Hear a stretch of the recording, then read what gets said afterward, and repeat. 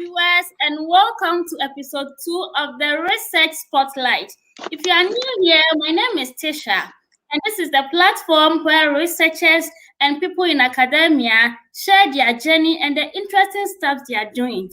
And today, we are highly privileged to have here Dr. Christopher Seth Appiah. Hello, Doc. Hello, can you hear me? I can hear you. Okay, so welcome to the Research Spotlight. Yeah, thank you so much. It's a pleasure. Yeah, I hope everything is fine. I'm great. And you? I'm very well, thank you. Yeah. Okay, so before we start, could you please introduce yourself and then tell us a little bit about your journey? Share, Yeah. Thank you very much. I'm Seth Christopher Appiah from a very rural background, village of somewhere in the Amansia West district of the Ashanti region of Ghana. I studied with my first degree. I had series of education from the basic, different places because of difficulties in academic upbringing. But finally, I completed at Ahenamako Kobin GHS and then proceeded to the Anglican Seminary School where I studied general arts, and then to the prestigious Kwame Nkrumah University of Science and Technology where I read Bachelor of Arts in Sociology and Social Work. Briefly, I think I served as teaching assistant and graduate assistant and completed my MPhil Sociology there and moved to the University of Munich, LM. That's a Ludwig Maximilian University to study for a PhD. Within the same period, I was also a PhD student at the University of Ibadan. Under the Pan-African University Scholarship, where I studied a PhD medical research, a PhD reproductive health sciences. And within the same period, as an LLM MPhil student at the University of Pretoria, studying sexual reproductive rights in Africa. Wow. So I'm a proud Christian and a proud believer and passionate evangelist. Yeah. Well, so this means you have 2 PhD degrees, and then you're also a lawyer. I'm not a lawyer. When you study LLM or MPhil LLM, you are not a lawyer. In Ghana, you have to be called to the bar. Bar before you can become a lawyer. So you may have studied LLM, qualify you to be a lawyer. Yeah. Wow, that's interesting. Yeah. We are really proud of your achievements. So tell us. It's been God. Yeah, it's been God. So tell us what inspires you. What inspires me, basically, it's the desire to excel. The desire to excel, and the fact that I think I want to show it out there that the fact that you come from very humble background is not a limitation. So that is basically what to become a star for people who are coming from very deprived, very rural, very disadvantaged backgrounds, to combine resilience and the Christ factor to excel. So these are my motivating issues. To excel by very fact that where I'm coming from, for people who are coming from same backgrounds, combine 2 elements, the Christ factor and the determination. Yeah. Wow, that's great. And you are really an inspiration. Yeah, you are really an inspiration. I know. So what's the focus of your research work? I knew about that. You are. I'm proudly a medical sociologist. I'm proudly a medical sociologist, and I do some infectious disease public health. When it has to do with infectious disease, there are other clinical side. There are the vaccinology related. There are the microbial related. But then, for me, it's purely infectious disease public health in the area of HIV, So social medicine, purely social medicine, how human and social factors impact health and health outcomes. And that's my research focus. So there are times you see me doing reproductive health areas, how human and social factors shape maternal and child health outcomes. There are aspects I do social protection and social policy related to health. There are aspects I do neglected social dimensions of neglected tropical diseases. My doctoral study, I examined vulnerability context of HIV disclosure. Currently, I'm exploring intimate partner violence and how it impacts on HIV persons. So, quite within the HIV area, within child protection, child health, maternal health, reproductive health issues. So, I navigate around these areas, how Wow. societal factors impact health and health Oh, the network. outcomes, and how these evidence-based issues, as far as research is concerned. I'm very passionate about that. Wow. That's interesting. So we encourage our viewers to send in their comments. If you have any questions or comments, you can just write them here and then I will read them out to Doc. Okay. So far, what has been your challenges? Challenges, I need to section them. Is it a current challenge, the past challenge, or the future challenge? All the challenges you faced throughout your journey. The journey has been very hectic. One of the things that we face in Ghana as young academics is lack of mentorship. And I must commend a particular lecturer, Dr. Jonathan Dapa, who has been a mentoring figure, um, providing all the, if I need reference letters, this and that, you easily, and surprisingly, I'm his first doctoral candidate. So, and he Wow. had been my supervisor for the master's level, supervisor for my 2 PhDs, and he's been phenomenal. And I think I do that. And when I joined the faculty in KNUST, he's also, the university assigned him as my mentor, and he's a sociology. So one of the challenges critically has to do with the issue of mentorship. The system does not have in place such opportunities. So while joining KNUST faculty, I've just decided to pick on myself to have on my own appoint some people, or choose or select some people I want to mentor. And I think Wow. yes, I've agreed with them what the mentoring targets are. Not There is another side of it, the mentoring where the mentor wants the mentee to do all the donkey job, and that is not proper mentorship. I mean, mentorship should be a win-win, and you set targets, you set goals. So the challenges have been mentorship, and coming from a very humble and very deprived background, broken family, and all that, I think it also had an impact on my upbringing. So I had to struggle Yeah. my way through right from the onset, high school and to the university as well.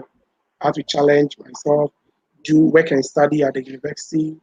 So I was working as a work and study at the university, and I give it out to the KNUST management at the time. They still continue to do that, work and study. The money was quite a peanut, but it was still necessary. Support the library assistant at the time and all that. So financially had been very hectic, and but the God factor had always been there. So Yeah. it's been the catalyst to all these. I don't know whether you call it success. That is it. That is it. Yeah. Wow, that's good to know. So, what is a day like in a researcher for a researcher? How is your like usually? How is your day How's like? my day? Yeah, So because I know you're for very the busy. Mhm. yeah, extremely. Of course, you can decide to teach, just teach, and then you limit your scope. But the research environment is very demanding if you want to excel and excel well, because you want to do very impactful research, evidence-based research that can be or uptaken, such that it can inform policy and then influence practice. So if your goal is like that, then you are looking forward to what are the social problems, what are the critical areas of focus that solutions must be developed so that policymakers will build on those solutions then you would not sleep. You're exploring.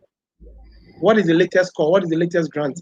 You are at the same time, if you are teaching like we do in Ghana, then you are exploring. You need to know that your students are prepared because, for instance, we just vacated and we had about just 10 days holidays. You have to prepare yourself for the next lecture, prepare, Yeah. make sure that your materials are intact, you revise them adequately. So that my every day I plan the next day when I'm closing off the day. So I was having I think my schedule. I don't know where is that. I had a book to indicate my schedule for Mm-hmm. the day. If I can show you and you can look at it, it's I Wow. planned the day Oh, I till did. almost 11 something. This was done yesterday. I think Oh, the day before yesterday, own was planned. I think it's also here. So then the day before yesterday, you can have it like that. So, wow. but it doesn't mean that you'll be able to achieve all this. It's not Mm-hmm. practical. But for instance, if there is a day that I don't plan this, I become very restless. The Yeah. whole day will go waste. Uh, but then I know, okay, this has been done. This has not been done. For instance, I put in like, okay, 7 to 7:30 prayers, 7:30 Mm-hmm. to 10 work on migration, 10 to 12 mark script, go to this place, population, design, Now guides you right yeah, through the guide. days. You know that I have to do And this, I so have to do that. yeah, you have some. So the normal day, wake up with a prayer. Not all the time that I'm able to fulfill them, the Bible study. But at least if the Bible study is not fulfilled, the prayer, that one is non-negotiable.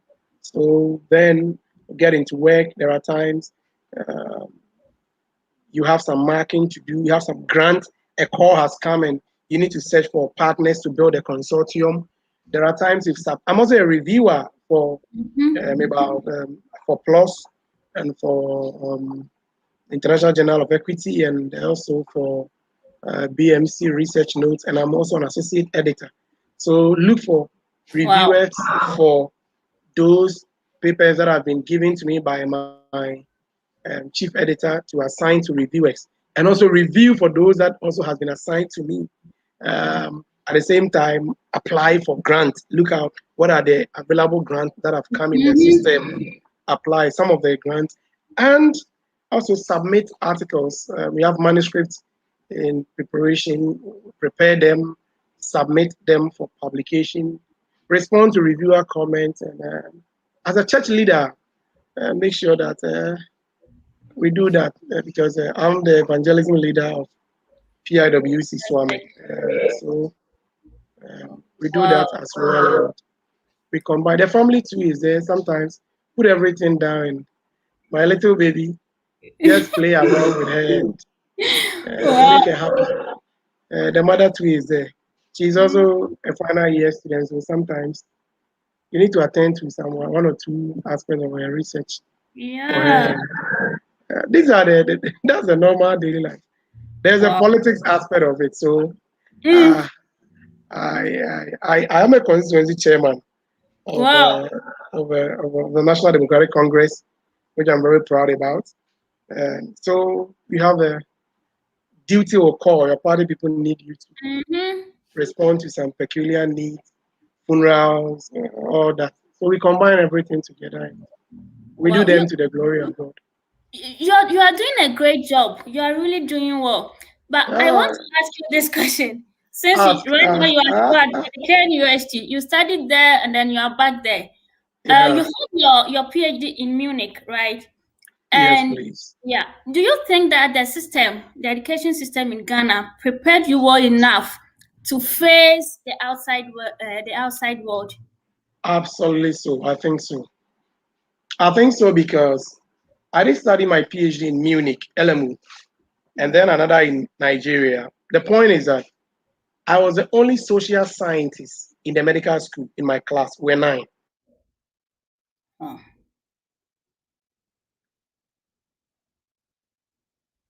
oh, I think we've lost him. Doc, are you The there? only Okay.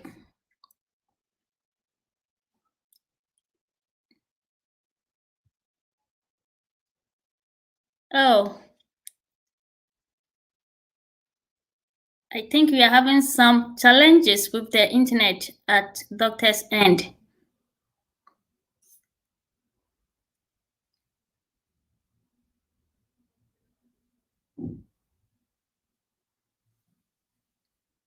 Okay. Hello. Uh-huh.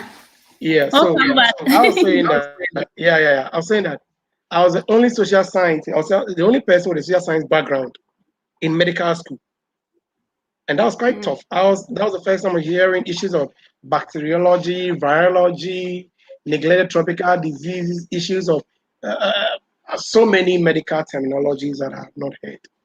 But I got these trainings by virtue of being don't in you think KNUST. don't you think it was because of you as a person, like an extra effort that you put? Do you think it was just the system that prepared you so well? Yeah, I put in an extra effort, but what does the university train you to be? And the university does not train you to just just be there. It trains you to think, critical thinking. It trains you to be innovative. It trains you to be proactive. It trains you to build on what we've already given to you. That's what the university does. I was giving research training from the undergraduate. I was giving research training at the postgraduate in KNUST.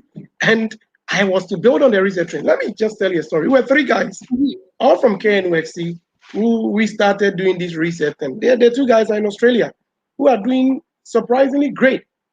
And they started from KNUST. One did ACAN in KNUST. Oh, I think we've lost Dr. Okay. He's doing PhD nursing in Australia now. One did he did ACAN first degree and did disability to become. It doesn't expect that or whatever we can train you everything together. No.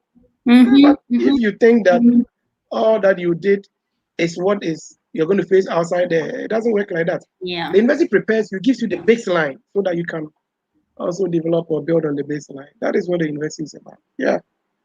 Yeah. Okay. That's good to know. So apart from academic excellence, what other qualities should a researcher have?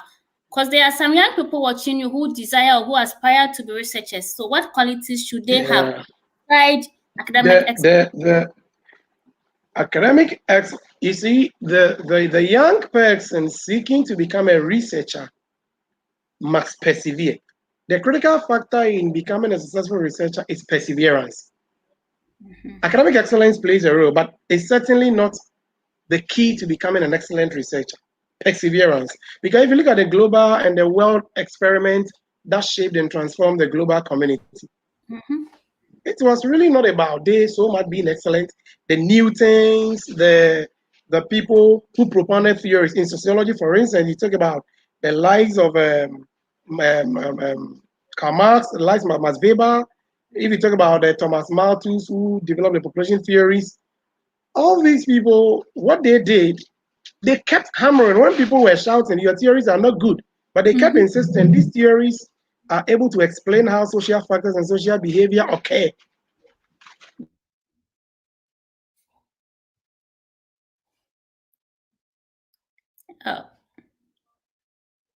They were not just accepted like that. So perseverance is the strongest mark. Resilience, ability to be resilient. And I also think that young people should also be willing to serve without expecting immediate reward. Because mentorship and being under somebody is a critical component of the research community. The research community, you thrive on your superiors, not for them to lord over you or give you so much load and just expect you to deliver without teaching you. But you should be willing to do project help, work with your bosses, work with them without expecting reward. Everybody wants to shine out there, but nobody wants to serve. How do we build a society like that if you don't want to serve? So apart from perseverance, you should also be someone who is willing to serve. Willing to serve. And while serving, not necessarily that you'll be paid. You are willing to serve, to learn on the job. Is a critical success factor that is needed as far as becoming a young scientist or young academic is concerned. Okay, so I know that especially for those of you in academia, usually you're expected to publish some articles, right? So can Yeah, you tell us a little about that also? What is expected of you? yeah, yeah. So the academic community, it's not unique to KNUST. It's a global thing. You are expected to teach. You are expected to do community service, where your knowledge and expertise to be brought to bear on national issues, on international issues, and also serving the university community. At the same time, you're expected to produce and generate knowledge. Sometimes many people misconstrue this and say, "Oh, university, what are you guys doing?" And we are doing a lot because the knowledge we used to teach is generated by ourselves.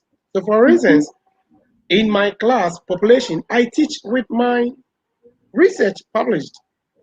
Last semester, when I was teaching population and global distribution. I'm a global burden GBD, global burden collaborator. So I use some of our works on population distribution to teach. So currently, I think I have about 42 published works. I have about 10 or 11 in Lancet, uh, about 4 or 5 in other tier one, some in tier two, and a few of them admittedly in tier three. So yeah, so roughly 42, and I think some few commissioned research studies that I've worked with other people. So that is it. That's the knowledge generation part of it. Wow, that's interesting. So we do we have a minimum number of papers you have to publish in a? Sorry, there was something. Yeah, yeah. Are there some like N- a minimum number of papers or articles you have to publish in a year or? Not necessarily in a year, but before you need to move from one level to another. For instance, I come to the university as a lecturer, and in 4 years, I'm expected to be promoted. And so, whilst I'm expected to be promoted, I need to publish in a top journal, not predatory, because that's another thing that is also young researchers must be aware of. Oh,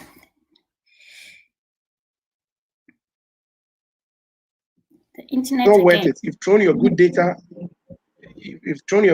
away. So you need to publish a minimum of six Wow. papers in the 4 years, and then do community service, and then university and community service, and then the teaching. So in the university, you promote yourself because the teaching, everybody teaches. The service, you may do community service, you may do university service, but the research. And so I think last year alone, I couldn't do much. I published 14. And Yeah, 14 is not much. I couldn't do much. This Wow. year, next year, I'm a little slow. I currently have about 3 for the year, We are just and in then we May. have I didn't think so. no. In May, things have slowed, and there are 3 also in the press, articles in press. That is articles that are still being worked on, and I hope that by June we should be able to do something around 9, 8 thereabouts, and then the rest of the year will take care of itself. Wow. Yeah. That's very impressive. So yeah, but I must say that collaboration is very important because when you don't collaborate, when you want to go alone, you will go, but you not go far. So young people should learn how to collaborate. But collaborating is also not the same as guest or gift authorship. Gift authorship where people don't they don't do anything on the work, and they expect their They name just to be got their added. names there. I mean, it is not acceptable. You really need to contribute. You need to make your point into the work, and there are the ICMR or something like that. There's international body of something they are in charge of. They have criteria for becoming a qualified author, and so in a journal, these things go on. Gift authorship, the person is not even part of the work, and they just add his name. It's not acceptable. And so, as young people, we should make sure that. But normally, the young people contribute so much, and their names are not added, and that's the other challenge. So you should respectfully ask. I would even suggest that you go for the gold. The gold is seeking that your name will be added if you contributed to the work, and not necessarily the money. You see that it will pay off in the future as a young person. If your bosses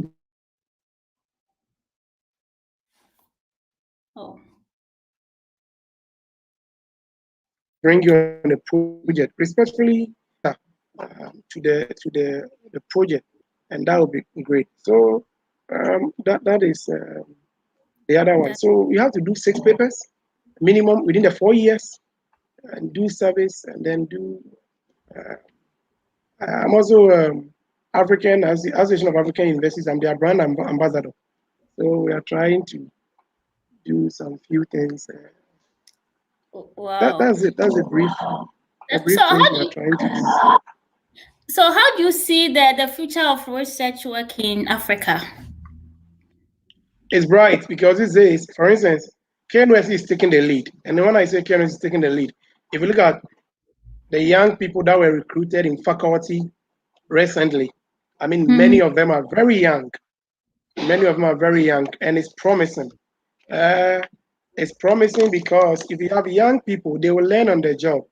What is missing in the African research landscape is translation research, what we call the um, demand driven. The supply driven is really not the best. That one is the students who do their PhD. Then the demand driven is really research that seeks to solve industry problem. But the challenge is that the industries are also not trying to fund everything they want government to do. Central government cannot. Of course, central government too has not been helpful in the fund allocation for research, but that is not a substantive issue.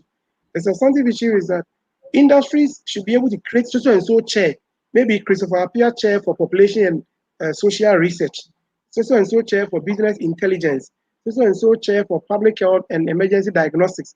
Then even if the money is too small, we can people will be doing research that are going translational evidence based directly into society. You see, because the Yeah. teaching load is very demanding, I must admit. It's very demanding. I mean, one of my class, the students are almost 1,000. So you can imagine Wow. just one class. So if you are not very innovative and very hardworking, you can't do And, proper yeah. research work that will seek to solve problems of society. So I think that, well, government must try and do its best to recruit more staff so that the load will come down and the teachers and the lecturers will get some time to do research. Two, from government side, it must be willing to fund. Three, corporate industries must be willing to create research chairs, research positions that they can fund. It doesn't have to take huge amounts of money, but they can fund societal, not just corporate bodies, every institution. I mean, their research department should be able to do these things. And I think that the way forward is also about transdisciplinary research. That is also the way to go. When we collaborate and like Collaboration. Legon and KNUST, even interdepartment, trans-department, we do it together and then we But can move on.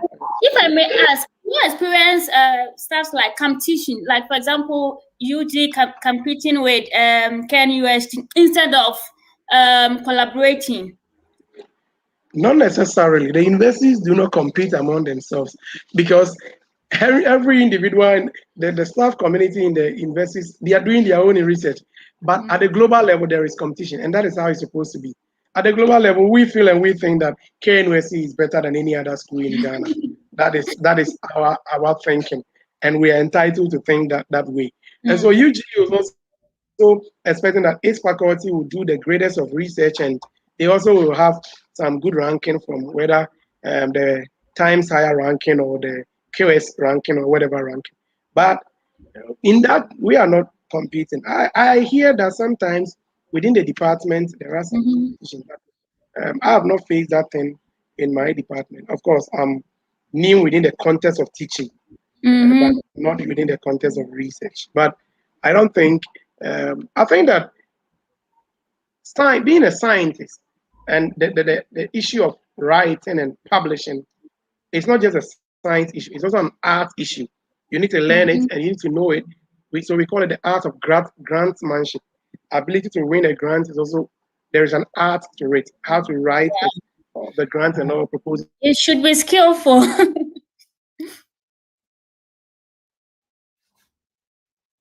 and all those things. So those who are good at it should be able to collaborate with those who are less.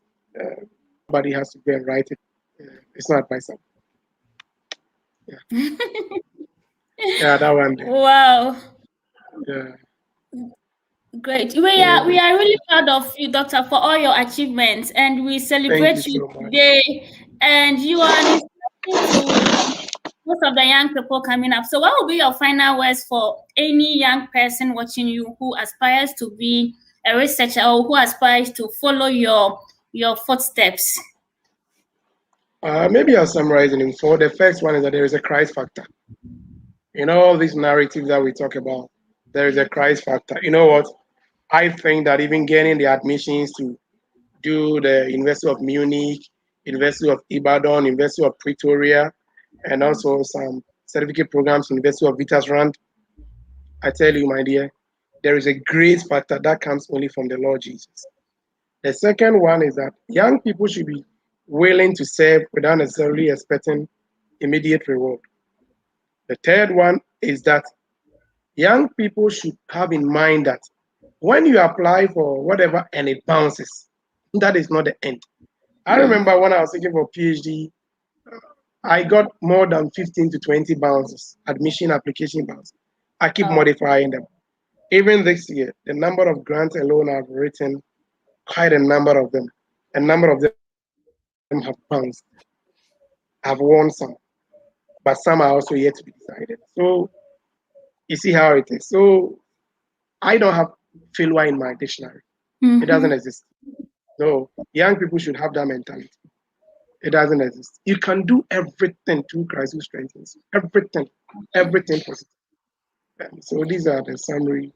That, and they should believe in themselves. And Mm-hmm. humility, I nearly forgot that one because sometimes people ask, nah, doc, so you are a doctor, you have to, I say, why don't you flaunt? I say, flaunt it because No, because you have done great.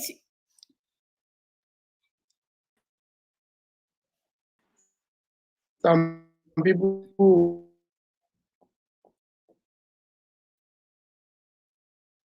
Oh, with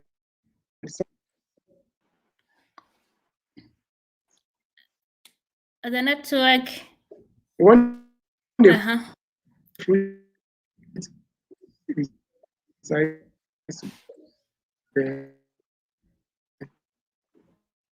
that is right is the one that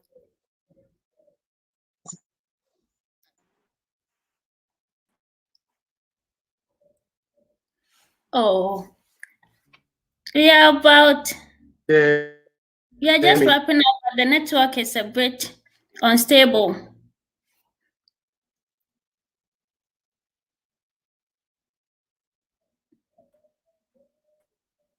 yeah, I said when Mm-hmm. yeah,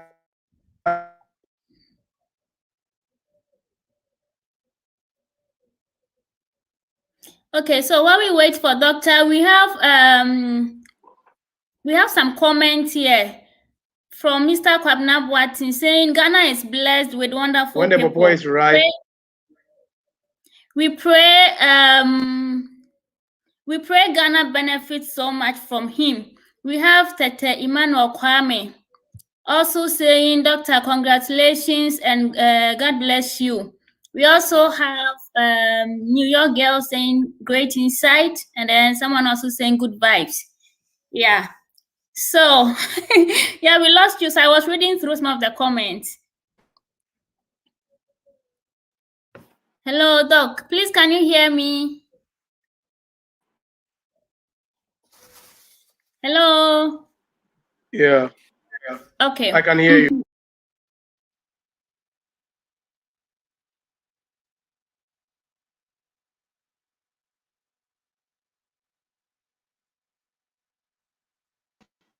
He's trying to reconnect.